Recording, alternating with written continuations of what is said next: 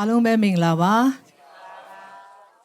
ဒီကနေ့မိသားရဖွဲ့ဖို့ရန်အတွက်ရက်နေ့ရက်ဝဲကနေလာကြတဲ့မိဘအငယ်ကိုမောင်နှမရောက်ချင်းစတိုင်းကိုဖျားရှင်တစ်တပံကောင်းကြီးချပေးပါစေဆိုတော့ကျွန်မအခါတိုင်းပြောတဲ့အတိုင်းပဲဖျားเจ้าလာတဲ့အခါမှာတချို့တွေကအစင်ပြေလို့လာတာရှိတယ်လို့တချို့တွေအစင်မပြေတဲ့အစင်မပြေပဲနဲ့လာတဲ့လူရှိကောင်းရှိနိုင်တယ်နော်ဘယ်လိုအချင်းနဲ့လာပါစီပေါ့နော်ဒီကနေပြန်သွားတဲ့အခါမှာဘုရားသခင်ကလာရောက်သူတိုင်းရဲ့နှလုံးသားထဲမှာလိုလားတောင်းတတဲ့ຢာကိုဖြစ်စီပြီးတော့ပြန်ခွင့်ဘုရားသခင်ချပေးပါစေချင်းအောင်ချင်းခံတော်သူများရှိရင်လည်းဒီကနေပြန်သွားတဲ့အခါမှာဘုရားသခင်ကလွတ်ချင်းနဲ့ပြန်သွားခွင့်ချပေးပါစေပြီးဒီကနေ့မှာပေါ့နော်ကျမတို့အခုနကနောက်ဆုံးမှာကသွားတဲ့တောင်တကုံဖွဲ့ပေါ့နော်ကျမတို့စနေနေ့တိုင်းမှာကျမတို့တောင်တကုံသွားရတာဖြစ်ပါတယ်လို့ဆိုတော့ဒီကလေးတွေကိုပေါ့နော်ဒီနေ့အိုးဆောင်တဲ့အန်တီမခိုင်ကျေးဇူးပြုပြီးခဏမှတက်ရက်ပေးပါအန်တီမခိုင်ရှိလားအနောက်မှာရှိတယ်လို့ပြောတယ်ဟုတ်ပြီအန်တီမခိုင်အိုးဆောင်ပြီးတော့ခေါ်လာပေးတာဖြစ်တယ်အထူးပဲကျေးဇူးတင်ပါတယ်လို့ဆိုတော့ကျမတို့ကလေးတွေကိုစနေနေ့တိုင်းသွားတဲ့အခါမှာသူကကလေးတွေအကျွေးမွေးလုပ်တဲ့အခါမှာမိဖို့ကြောင့်မှတာဝန်ယူပေးတာဖြစ်တယ်ဆိုတဲ့အကြောင်းလည်းပြောပြချင်ပါတယ်လို့ဆိုတော့ဒီကယုံကြည်သူတွေရဲ့ပေါ့နော်ပါဝင်ပံ့ပိုးမှုအပြင်ကျမတို့ကျောင်းဝတ်စုံတွေလည်းဝယ်ပေးနိုင်တယ်အထူးသဖြင့်အတင်းတော်ရဲ့ဗန္ဒာရေးမှုဖြစ်တဲ့ကိုဟောက်ခိုင်ဆိုသူတို့အတွက်လိုအပ်တဲ့ထီးကိုသူနှစ်တိုင်းပဲသူတာဝန်ယူသွားတာဖြစ်ပါတယ်လို့ဆုတောင်းခြင်းအပြင်ပဲဖြစ်ဖြစ်ငွေကြေးအပြင်ပါဝင်တော့အတင်းတော်တင်းသားရောက်ချင်းစေတဲ့ပုံမှာဖျက်ရှင်ကောင်းကြီးချပေးပါစေဆိုတော့ဒီကနေ့ကျွန်မနှုတ်ကပတ်တော်ဝေငါပို့ရန်တော့ကျွန်မညနာရီထိပေါ့နော်ညတုန်းကပူနွဲ့ပေါ့ညတော့နာရီထိကျွန်မပြင်ဆင်ပြီးတော့ဖျားဖွင့်ပြတဲ့ရာပေါ့နော်ကျွန်မဒီနေ့ဝေငါမှာဖြစ်ပါတယ်လို့ဆိုတော့ကျေးဇူးပြုပြီးမိတာတင်းမနေပြီးတော့ကျွန်မဝေငါမဲ့ကြမ်းချက်နဲ့ခေါင်းစဉ်ကျေးဇူးပြုပြီးတော့ထိုးပေးပါလို့ဆိုတော့အခက်ခဲပြဿနာများကိုအောင်မြင်သူဆိုတဲ့ခေါင်းစဉ်ကျွန်မပေးချင်ပါတယ်လို့နော်ဆိုတော့ကျမ်းပိုက်အနေနဲ့တော့ကျွန်တော်တို့ကောရိန္သုဒုတိယစာဆိုအခန်းကြီးလေးအခန်းငယ်10မှာကိုကျေးဇူးပြုပြီးတော့ကျွန်တော်အတူတကွဖတ်ကြရအောင်နော်ငါတို့ဒီအမျိုးမျိုးသောနောက်ဆက်ခြင်းကိုခံရတော်လဲအကျိုးနဲ့ခြင်းတို့မရောက်မကြမ်းရှင်းနိုင်အောင်စိတ်မပြတ်ငင်းဆဲခြင်းကိုခံရတော်လဲရှုံးခြင်းမရှိအောက်တော့လဲခြင်းကိုခံရတော်လဲဆုံးရတော့မရောက်ဖတ်တော်တဲ့နှုတ်ကပတ်တော်ပေါ်မှာရောက်ချင်းစီတဲ့လို့ဖျားရှင်တည်တဲ့ဖန်ကောင်းကြီးချပေးပါစေကျမတို့လောကမှာတက်ရှင်လျှောက်လာတဲ့ခါမှာပေါ့နော်ဒုက္ခဆင်းရဲခြင်းနဲ့ကျမတို့ရင်ဆိုင်တွေ့ကြုံရမှာဖြစ်ပါတယ်တခါတလေအတ္တမှာမာနရဲ့စာတန်မာနဲ့အလဲထိုးခြင်းလဲကျမတို့ကြုံရမှာဖြစ်တယ်နော်နောက်တခါတလေတင့်ကိုလူတွေကလှောင်ပြောင်တာရှုတ်ချတာနော်နောက်ပြီးတော့မတရားပဲနဲ့တခါတလေကျန်ဆွဆွဲခြင်းခံရတဲ့ချိန်လဲရှိကောင်းရှိနိုင်တယ်တခါတလေဘေးဖယ်ခြင်းခံရတဲ့ချိန်လဲကြုံကောင်းကြုံနိုင်မှာဖြစ်ပါတယ်ဘာဖြစ်လို့လဲဆိုတော့ကျွန်တော်တို့ကလောကမှာတက်ရှင်တဲ့အတွက်ဖြစ်ပါတယ်သို့တော်လည်းဒီနေ့ဒီတမန်ကျမ်းစာကဘာပြောထားလဲဆိုတော့နော်တမန်ကျမ်းစာထဲမှာငါတို့ဒီအမျိုးမျိုးသောဆောင်ဆန်းနောက်ရှစ်ခြင်းကိုခံရတော်လဲတဲ့အကျိုးနဲ့ခြင်းတို့မရောက်တဲ့ဆိုတော့ဒီနေ့ဒီတမန်ကျမ်းစာကဘာပြောလဲဆိုအခက်ခဲပြဿနာကျွန်တော်ကြုံရတဲ့အခါမှာဒီပြဿနာတွေကကျွန်တော်တို့ကိုပြိုလဲသွားအောင်စိတ်ပြတ်သွားအောင်မလုပ်နိုင်ဘူးလို့ပြောပါတယ်ဟာလေလုယာတခါတလေအသက်တာမှာခက်ခဲခြင်းလာတယ်စုံစမ်းခြင်းလာတဲ့အခါမှာတချို့တော့သူတွေကမထချင်တော့နော်အဲ့ရပေါ်မှာလဲတယ်ဘာမှမလုပ်ချင်ဘူးဖျားเจ้าမဲမတွားချင်တော့ဘူးအမျိုးမျိုးဖြစ်စည်းမှုများလာတဲ့အခါမှာဒီအရာကကျွန်တော်တို့ကိုလွမ်းမိုးလာတဲ့အခါမှာတခါတလေကျွန်တော်တို့ကပြိုလဲခါနေဖြစ်တတ်ပါတယ်လို့ဒါပေမဲ့ဒီတမန်ကျမ်းစာကနော်ကောရိန္သုဒုတိယစာဆိုအခန်းကြီးလေးပိုင်းငယ်10မှာငါတို့ဒီအမျိုးမျိုးသောနောက်ဆက်ခြင်းကိုခံရတော်လဲအကျိုးနဲ့ခြင်းတို့မရောက်တဲ့အချင်းကြီးမဟုတ်ဘူးတဲ့ကျွန်တော်တို့တွေ့ကြုံရတဲ့အရာတွေကပေါ့နော်ဒါကြောင့်ယုံကြည်သူအသက်တာမှာကျွန်တော်တို့တွေ့ကြုံနေရတဲ့ခက်ခဲပြဿနာအားလုံးကအကျိုးနဲ့ဖို့ဖျားပေးတွေ့တာမဟုတ်ဘဲနဲ့နော်ကျွန်တော်တို့အတွက်အကျိုးရှိဖို့ကောင်းချီးရဖို့ရန်အတွက်ဖျားသခင်ပေးတွေ့တယ်ဆိုတော့နှုတ်ကပတ်တော်ကဖော်ပြထားတာဖြစ်ပါတယ်လို့ဒါကြောင့်ဒီကနေ့ကျွန်တော်တို့ယုံကြည်သူအသက်တာမှာပေါ့နော်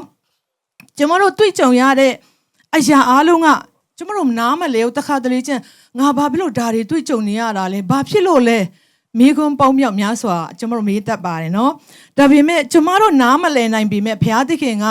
ကျမတို့အကျိုးအတွက်ဖျားပြင်ဆင်ပေးထားတယ်ဆိုတော့ပြောပြချင်ပါတယ်အာမင်နားလည်နိုင်ဖို့ဘုရားသခင်ဝိညာဉ်မျက်စိဖွင့်ပေးပါစေနောက်အငယ်9မှာဗာဆက်ပြောလဲဆိုတော့နော်အောက်တို့လှဲခြင်းကိုခံရတော့လဲဆုံးရတော့မရောက်တဲ့နော်တခါတလေကြရင်အောက်တို့လဲခြင်းနော်အောက်တို့လဲခြင်းခံရတော့လဲဆုံးရတော့မရောက်တဲ့ဆိုတော့ယုံကြည်သူအသက်တာမှာကျမတို့တွေ့ကြုံနေရတဲ့အရာအလုံးကနော်တခါတလေကြရင်ကျမတို့လဲပြူခါနေလေးထိလဲပြူခါနေနေထိပေါ့နော်စာတန်ကနေလမ်းမျိုးစုံနဲ့ကျမတို့ကိုအလဲထုတ်ဖို့ကြံစီနေတာဖြစ်တယ်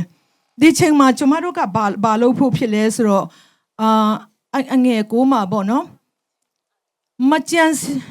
sorry အငယ်8ရဲ့နောက်ဆုံးမှာမကြံစီနိုင်အောင်ရှိတော်လဲစိတ်မပြတ်တဲ့မကြံစီနိုင်ရှိတော်လဲမစင်းစားနိုင်တော့ဘူးငါစစ်ပြီးငါဘာလုပ်ရမလဲငါဘယ်လိုလုပ်ရမလဲဆိုမစင်းစားနိုင်တော့တဲ့ချိန်မှာတဲ့စိတ်မပြတ်ပါနဲ့တဲ့ဟာလေလုယာ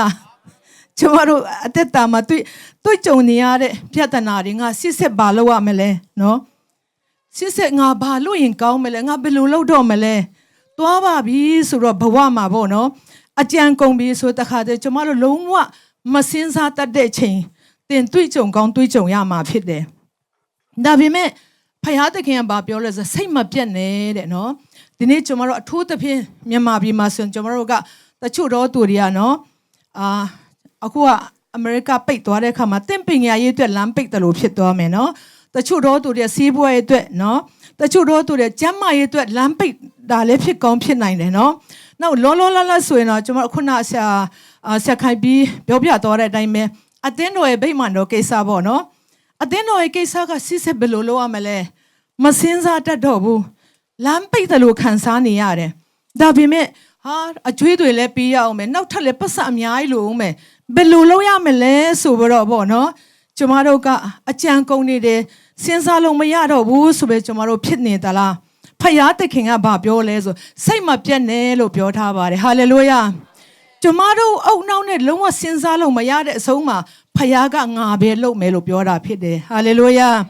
တခါတလေကျမတို့အလုပ်လုပ်တဲ့အခါမှာကျမတို့အုံနောက်နဲ့အရန်တွေးတယ်အုံနောက်နဲ့လှုပ်ချင်တယ်ဟိုဟာလှုပ်ရင်ကောင်းမလားဒီဟာလှုပ်ရင်ကောင်းမလားတကယ်တမ်းကျတော့ဖယားသခင်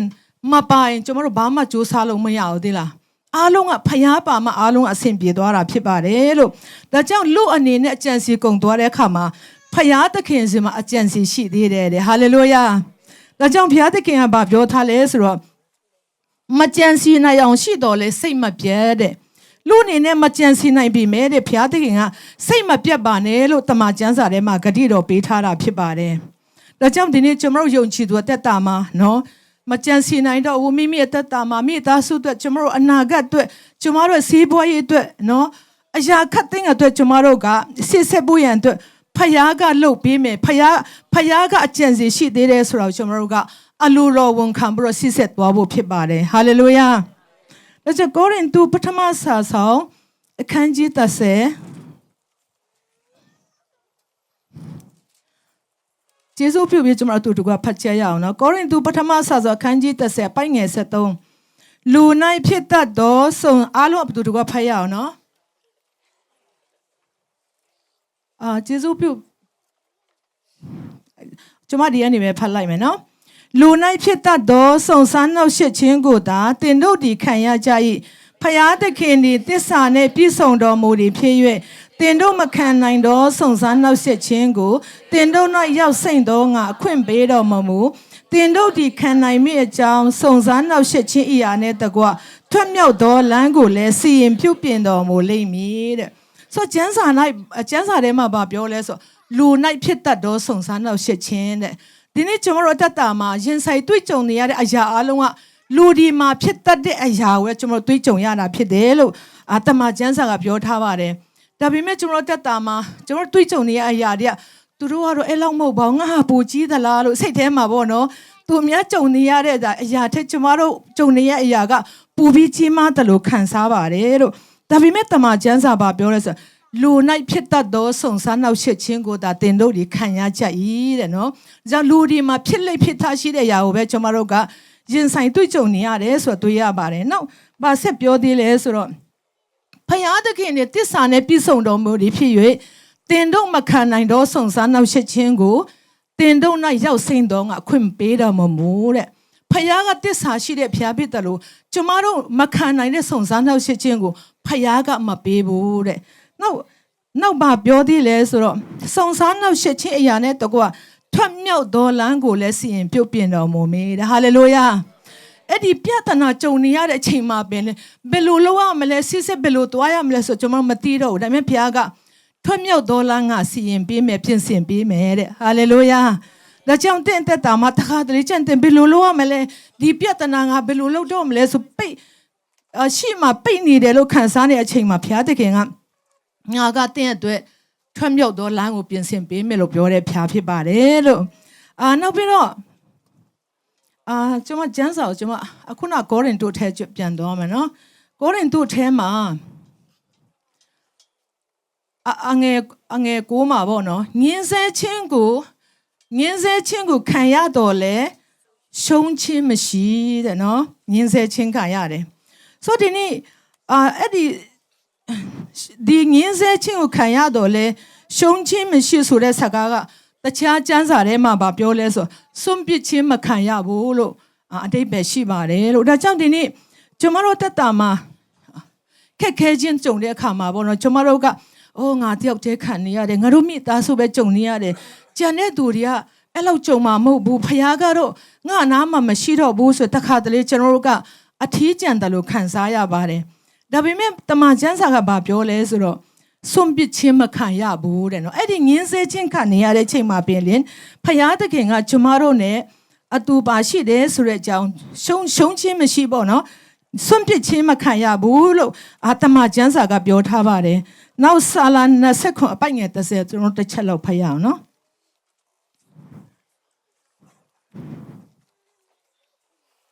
ဟုတ်ပြီအတူတကွဖတ်ရအောင်ကိုမိဘတို့ဒီအကျွန်ုပ်ကိုစွန့်တော်လဲထာဝရဘုရားဒီအကျွန်ုပ်ကိုချီယူတော်မူမည်တဲ့ပြောချင်တာကလောကမှာတော့တချို့တော့သူတွေမိဘကစွန့်ခေါ်သွားတယ်လို့ရှိမယ်တချို့တော့သူတွေမိသားစုမှာတယောက်ယောက်ကစွန့်ခေါ်သွားတော့လို့ရှိမယ်ဒါပေမဲ့တမန်ကျမ်းစာကဘာပြောလဲဆိုတော့တင့်ကိုငါဘယ်သူကပဲတင့်ကိုစွန့်နေပါစေကိုမိဘကတော့မှတင့်ကိုစွန့်ရင်ငါကချီယူတော်မူမယ်လို့ပြောတဲ့ဖခင်ဖြစ်တယ်ဟာလေလုယာဒါကြောင့်ဒီကနေ့မိဘထက်ပိုပြီးတော့ချစ်ချင်းမေတ္တာနဲ့ကျွန်တော်တို့ချီယူတာကဖယားသခင်တပါးတည်းပဲဖြစ်ပါတယ်ဟာလေလုယာဒါကြောင့်ကျွန်တော်တို့ကအောင်မြင်တော်သူဆိုတာကအောက်တို့လဲချင်းခံနိုင်တယ်တို့တော့လဲပြန်ထနိုင်တယ်ဟာလေလုယာတတိကျပြဿနာတစ်ခုအကြောင်းကျွန်တော်တို့လဲတော့မယ်လို့ဖြစ်တော်လဲပြန်ထရမှာဖြစ်တယ်ဟာလေလုယာဘာကြောင့်လဲဆိုတော့ယေရှုခရစ်တော်အားဖြင့်ကျွန်တော်တို့ကအောင်မြင်တော်သူဖြစ်ကြပါတယ်အာမင်ယောဟန်အခန်းကြီး16အပိုင်ငယ်33ကိုကျွန်တော်တို့ပြန်ဖတ်ကြရအောင်နော်ရှင်ယောအခန်းကြီး16အပိုင်ငယ်30ကျေးဇူးပြုပြတူတူကဖတ်ကြရအောင်တင်တို့ဒီငါကိုအမိပြု၍ငြိမ်သက်ခြင်းစစ်စစ်ခြင်းငါဤစကားကိုငါဟောပြောပြီးတင်တို့ဒီလောက၌ဒုက္ခခံရကြလိမ့်မည်သို့တော်လည်းမစိုးရိမ်ကြနဲ့ငါဒီလောကကိုအောင်ပြီဟုမိန့်တော်မူ၏အာမင်ဆင်းရဲဒုက္ခမခံရဘူးလို့မပြောဘူးနော်ဆင်းရဲဒုက္ခကိုခံရမယ်တဲ့တင်တို့ဒီလောက၌ဆင်းရဲဒုက္ခကိုခံရကြလိမ့်မယ်တိုးတော့လေမစိုးရိမ်ကြနဲ့တဲ့နော်ဘာဖြစ်လို့လဲ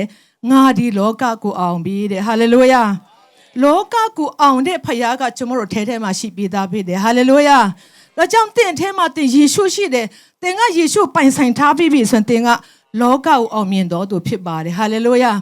တင်တခါတလေတင်အသွေးအာယုံထဲမှာတင်ကတော့ရှုံးနေတော်သူဖြစ်တယ်တင်ကတော့ပြန်ထားတော့မှာမဟုတ်ဒီအခက်ခဲနဲ့တင်ကတော့ဒီလိုပဲနေမယ်လို့စာတန်ကအသွေးထဲမှာဝင်လာတဲ့အခါမှာငါကအောင်မြင်တော်သူဖြစ်တယ်ဘယ်သူကြောင့်လဲယေရှုကြောင့်ငါကအောင်မြင်တော်သူဖြစ်တယ်ဆိုကျွန်မတို့ကဝန်ခံမှုကြွေးကြော်ဖို့ဖြစ်ပါတယ်လို့နောက်ပြီးတော့နောက်တစ်ခုအနေနဲ့ပေါ့နော်ကျွန်မကောင်းစင်တစ်ခုဆက်သွားရအောင်ပုံသွင်းပြုတ်ပြင်ပြီးမှကောင်းချီးပေးတော့ဖယားလို့ကျွန်မကောင်းစင်ပေးထားပါတယ်လို့အဲ့ဒါကကပောက်ချက်အခန်းကြီး32ကပောက်ချက်အခန်းကြီး30နဲ့အပိုင်ငယ်23ကနေ30နှစ်ဖြစ်တယ်ဆိုတော့ကျွန်မကဖတ်သွားအရန်ကြာမှာဖြစ်တဲ့အတွက်အိမ်မှာကိုယ့်ဟာကိုယ်ပဲ ဖတ်လိုက်ပါကျွန်မဒီတိုင်းမပြောတော့မယ်နော်ဆိုတော့ဒီကပောက်ကျန်း30နဲ့23ကနေ30နဲ့ကျမ်းမှာပါရေးထားလဲဆိုတော့ယာကုပ်အသက်တာအားလုံးကအာတိပိသားယင်းနိပိသားဖြစ်ပါတယ်ယာကုပ်အသက်တာမှာသူ့အကူလာဘာရဲ့ရန်ကြောင့်သူကြောက်တဲ့အခါမှာသူအိမ်ကနေထွက်ပြေးတယ်ဒါပေမဲ့သူအချိန်တန်တဲ့အခါမှာသူ့အိမ်ကိုသူ့အကူလာဘာအိမ်ကိုသူပြန်လာခြင်းတဲ့အခါမှာ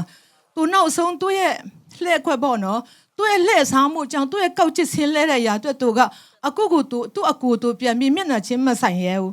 အဲ့မျက်နှာချင်းမဆိုင်ရတဲ့အခါမှာသူကဘာလုပ်လဲဆိုသူ့ရဲ့ပိုင်ဆိုင်ထားတဲ့သူတွေနွားတွေစိတ်တွေမြေးတွေပေါ့နော်ပြီးတော့သူ့ရဲ့ကျွန်ယောက်ျားကျွန်မိန်းမတွေအားလုံးသူနှစ်ဖွဲ့ခွဲထားတယ်နှစ်ဖွဲ့ခွဲထားပြီးတော့စီဆုံးမှာပထမဖွဲ့ကိုသူ့အကူရဲ့အရင်ဆုံးရောက်ဖို့လုပ်တယ်ဒုတိယမှာနောက်တတုတ်ထားတယ်နောက်ဆုံးမှာသူ့မှာမိန်းမ2ယောက်ရှိတယ်သား7ယောက်ရှိတယ်နောက်ပြီးတော့သူ့ရဲ့ကျွန်တွေနဲ့ပေါ့နော်ကျွန်2ယောက်နဲ့သူကနောက်ဆုံးမှာပဲသူကကြံခဲ့တယ်ဘာဖြစ်လို့ဆိုကြောက်တယ်လေနော်အရင်ဆုံးသူ့ကျွန်တွေသူ့ရဲ့တရိษံတွေအားလုံးသူ့အကူကမြင်ပြီးတော့ဒေါသထွက်ပြီးအဲ့ဒါတွေအကုန်လုံးတပ်ပြီးရင်ဒုတိယကြံသေးတယ်ဒုတိယတပ်ပြီးပြီဆိုငါနောက်ဆုံးမှာဆိုငါ့ထိမှာမဟုတ်ဘူးဆိုတော့သူကနောက်ဆုံးတတိယတုံးမှာပေါ့နော်သူကကြံခဲ့တယ်အဲ့လိုကြံခဲ့တဲ့ချိန်မှာကျွန်မ20ကိုဖတ်မယ်နော်30 20ညမကုံမီထား၍မယား2ယောက်နဲ့ကျွန်မ2ယောက်သား30နဲ့1ယောက်တို့ကိုဆောင်ယူ၍ရပုတ်ချောင်းရေသိမ်အရက်ကိုကိုးလီ၏တဲ့အငယ်23မှာသူတို့ကိုယူ၍မိမိဥစ္စာရှိသမျှနဲ့ချောင်းတစ်ဖက်တို့ကိုးစီပြီးမှယာကုပ်တယောက်ထင်းနေရ၍လိုတအိုးဒီမိုးလင်းဒီတိုက်အောင်သူနဲ့လုံးထွေးလေ၏တဲ့ဆိုယာကုပ်ကသူ့သားမယားတွေကိုလည်းသူကရပုတ်ချောင်းရဲ့တစ်ဖက်ကိုသူကိုးစီပြီးတော့သူတယောက်တည်းချောင်းရဲ့ဒီဘက်မှာသူကြံ့နေတဲ့ဒါပေမဲ့ညမှာဘာဖြစ်လဲဆိုတော့လူတယောက်နဲ့သူနှစ်ပါးလုံးနေတယ်လုံးထွေးနေတယ်လို့တမန်ကျမ်းစာကပြောထားတယ်ဒါပေမဲ့အဲ့ဒီလူကတဲ့ယာကုပ်ကိုမနိုင်မှန်းသိတဲ့အခါမှာယာကုပ်ရဲ့ပေါင်ချန်ချိုးပြီးတော့ယာကုပ်ပေါင်စစ်ပြုတ်သွားတယ်တဲ့ဆိုဘယ်လောက်တော့အားရှိမလဲမသိဘူးနော်ဆိုသူတကယ်တမ်းကျတော့ကျွန်မစဉ်းစားရလေသူနဲ့နှစ်ပါးလုံးတဲ့လူကကောင်းကင်တမန်ဖြစ်တယ်သူမနိုင်ပဲနေမလားဒါပေမဲ့ယာကုပ်ကတော့ညံပါတယ်သူကလေတဲ့အတွက်သူဘာလုပ်လဲဆိုတော့ကျွန်တော်ကိုကောင်းကြီးမပေးမချင်းလုံးဝမလွတ်ဘူးဆိုတော့ तू ကအဲ့ဒီ तू နဲ့နှစ်ပါးလုံးနေတဲ့ကောင်းကင်တမန်ပေါ့နော် तू ကကောင်းကြီးတောင်းခံတယ်အဲ့လိုကောင်းကြီးတောင်းခံပြီးကောင်းကြီးမပေးမချင်း तू ကတားဖက်ထားတဲ့ခါမှာဘာလို့လဲဆိုတော့အဲ့ဒီ तू နဲ့နှစ်ပါးလုံးတဲ့သူကသူ့ရဲ့ပေါင်ချန်ချိုးပြီးတော့ပေါင်စစ်ပြုတ်သွားတယ်တဲ့ကျွန်မစဉ်းစားတယ်တကယ်လို့ယာကုပ်ကပေါင်ချန်ချိုးမခံရရင်တခါတည်း तू နိုင်သွားမှာလေသူကောင်းကြီးလဲခံစားသွားမှာငါအားရှိလို့ငါကနိုင်တာပေါ့ငါလို့အားရှိတာငါပဲဆိုတော့ငါဆိုတဲ့ຢာဝင်သွားမှာဖြစ်တယ်ဒါကြောင့်ချက်ချင်းသူအဲ့ဒီကောင်းကြီးမခံစားပဲနဲ့အဲ့ဒီကောင်းကြီးရဖို့တော့သူပါခံစားရဆိုပေါင်ချန်ချိုးချင်းခံရတာဖြစ်တယ်ဒါကြောင့်ဒီနေ့ယာကုပ်ကသူ့ရဲ့ပေါင်ချန်ချိုးချင်းကဖယားကကောင်းကြီးပေးခြင်းလို့ပထမဆုံးသူ့ရဲ့ပေါင်ချန်ချိုးချင်းခံရတာဖြစ်တယ်ဒါကြောင့်ကျွန်တော်ယုံကြည်သူတက်တာမှာ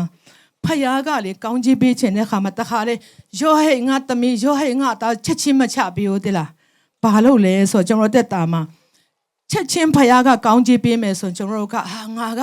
အရန်ဆူတောင်းနိုင်လို့ငါကအရန်တော်လို့ငါကဦးဆောင်နိုင်လို့ငါလုံနိုင်လို့ဖြစ်သွားတယ်ဆိုတာကိုမပါစီခြင်းလို့ဖယားကကျွန်တော်တို့ကိုအရင်ဆုံးပါလို့လဲဆိုတော့ခက်ခဲခြင်းတစ်ခုနဲ့အရင်ဆုံးပေးတွေ့တယ်အဲ့ဒါပြီးမှတာလဲအရာခတ်တဲ့က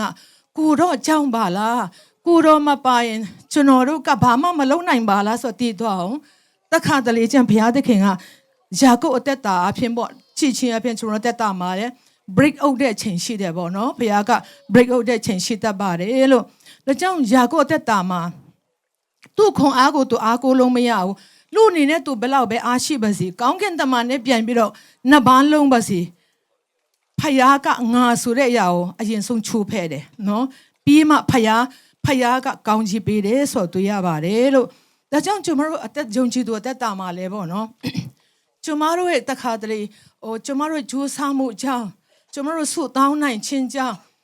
တခုခုပေါ့နော်တခုခုကျွန်တော်တို့ဇာတိအရာတွေကအသက်တာမှာနေရာယူလာတဲ့အခါမှာဖယားသခင်က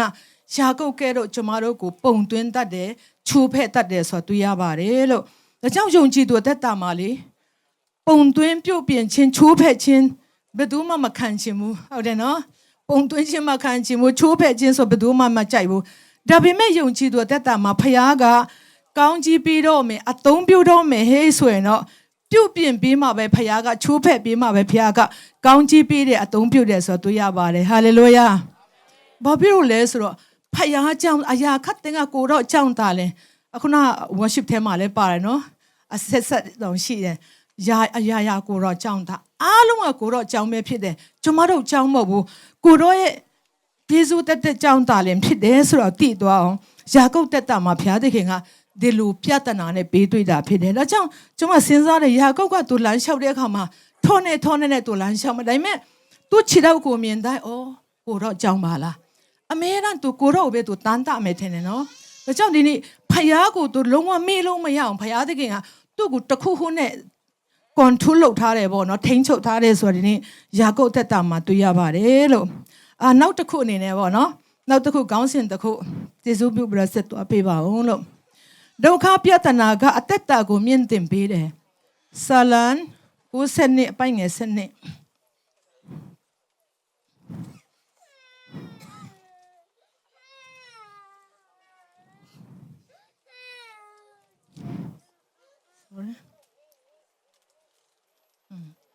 ဆာလန်90အပိုင်ငယ်စနစ်ကျေးဇူးပြုပြသူတို့ကဖတ်ကြရအောင်နော်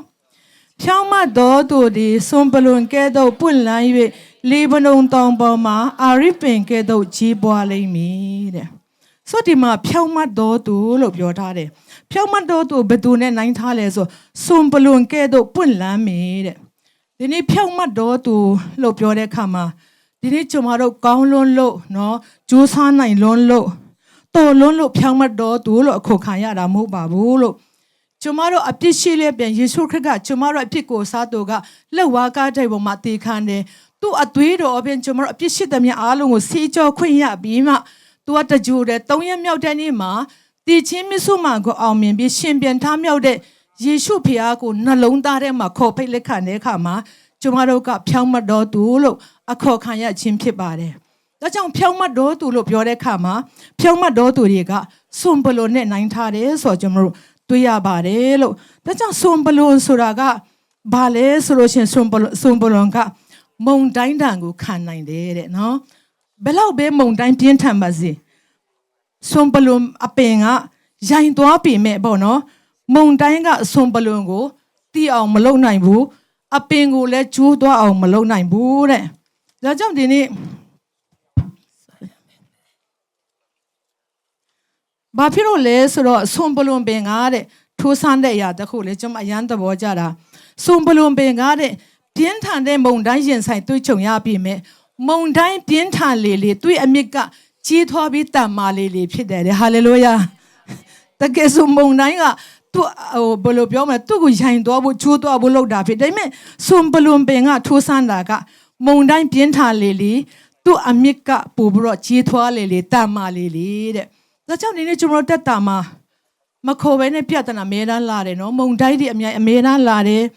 စာဝတ်နေမုံတိုင်းလာမယ်နော်စီးပွားရေးမုံတိုင်းလာမယ်နောက်ပြီးတော့ကျန်းမာရေးမုံတိုင်းလာမယ်နော်ငွေရေးကြီးမုံတိုင်းအများကြီးမုံတိုင်းဆိုတဲ့အရာတက်တာမှာအများကြီးကျွန်တော်ကြုံရမှာဖြစ်တယ်ဒါပေမဲ့ဒီမုံတိုင်းတွေတွေ့ကြုံရပေမဲ့စွန်ပလွန်ပင်ကဲတော့ကျွန်တော်တို့ဘာလို့ရမလဲဆိုရင်တော့အသက်တာကိုပို့ပြီးတော့ယဉ်ကျေးစီဖို့ရန်တို့ဖယားသခင်ပေးတွေ့တာဖြစ်ပါတယ်ဟာလေလုယာဒါကြောင့်မုံတိုင်းလာတဲ့အခါမှာလဲဂျေဇုအချီးမွမ်းပါမခေါ်ပြီးမဲ့မမျော်လင့်တဲ့ချိန်မှာလာတတ်တယ်နော်ဒါကြောင့်ဂျေဇုအချီးမွမ်းမှုဖြစ်တယ်ဆိုပြောပြချင်ပါတယ်လို့ဒါကြောင့်တမန်ကျမ်းစာကဖြောင်းမတော်သူကတဲ့စွန်ပလွန်ကင်ကဲတော့ပွင့်လန်းမယ်ပြောသေးတယ်နော်ပွင့်လန်းနေပွင့်သေးတယ်တဲ့နော်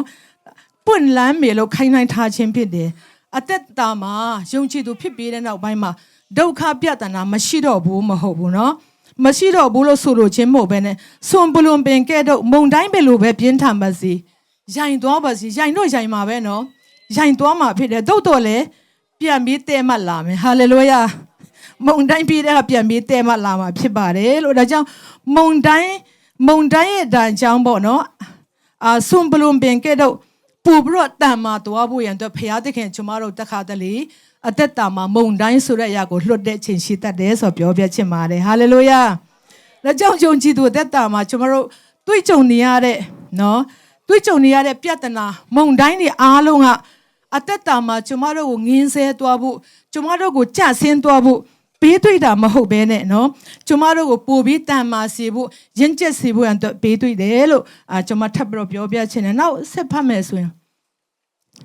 ဖြောင်းမတော်သူဒီဆွန်ပလွန်ပင်ကဲ့သို့ပွင့်လာ၍လီဗနုန်တောင်ပေါ်မှာအာရစ်ပင်ကဲ့သို့ကြီးပွားလိမ့်မယ်တဲ့ဆိုအာရစ်ပင်လို့ပြောထားတယ်နော်ဒီမှာအာရစ်ပင်ဆိုအတိတ်ပဲကကြီးကျယ်ခမ်းနားခြင်းနောက်ပြီးတော့ခွန်အားရှိခြင်းကိုပုံဆောင်တာဖြစ်တယ်ဒါကြောင့်ဒီအာရစ်ပင်ကိုဘယ်သူကသုံးလဲဆိုတော့ရှောလမုန်ကသူ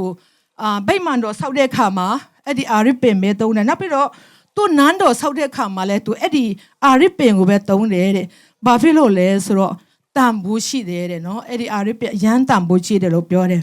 ဒါကြောင့်ဖယားသခင်ကကျမတို့ကိုလေဖြောင်းမတ်တော်သူကိုအာရစ်ပင်နဲ့ခိုင်းနိုင်ထားခြင်းဖြစ်တယ်ဟာလေလုယာဒါကြောင့်